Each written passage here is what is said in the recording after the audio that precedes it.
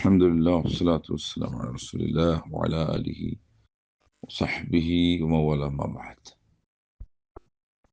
আল্লাহ তুমি মাফ করো।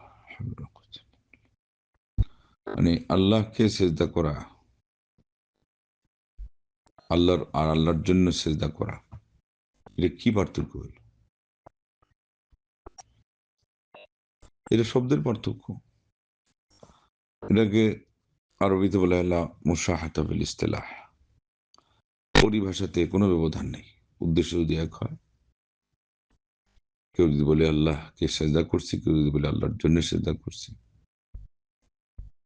বরং আল্লাহর জন্য সেজদা এটা বাকি আছে। আল্লাহকে সেজদা এটা বাস্তব, এটা বাস্তব জন্য এটা ওনার উদ্দেশ্যে হওয়া, কখন হবে না হবে আপেক্ষিক জিনিসের ক্ষেত্রে এটা লাগে। এটা কার জন্য নিয়েছেন? অমুকের জন্য, সে এখনো পায় নাই। আর এই কথাটা কাকে বললেন?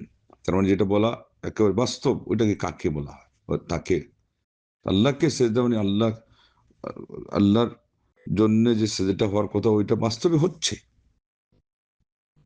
আর ওটা যদি মাটির অর্থে হয়, মাটি বলা হতো মাটিকে সেজদা, বলা হচ্ছে মাটিতে সেজদা। আমি আসি মাটিতে, মাটিতে সেজদা হবে।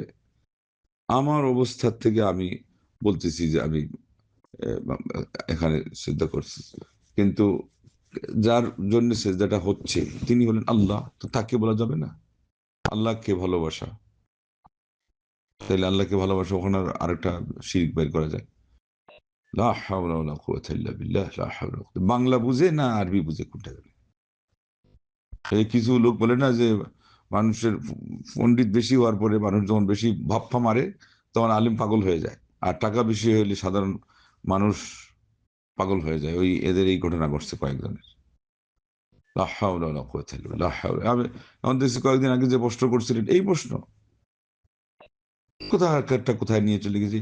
মানে মানুষকে এটা ইয়ের মধ্যে ফেলে দেওয়া, ধাঁধার মধ্যে ফেলে দেওয়া ছাড়া আর কিছু। এরকম পণ্ডিতের দরকার নেই।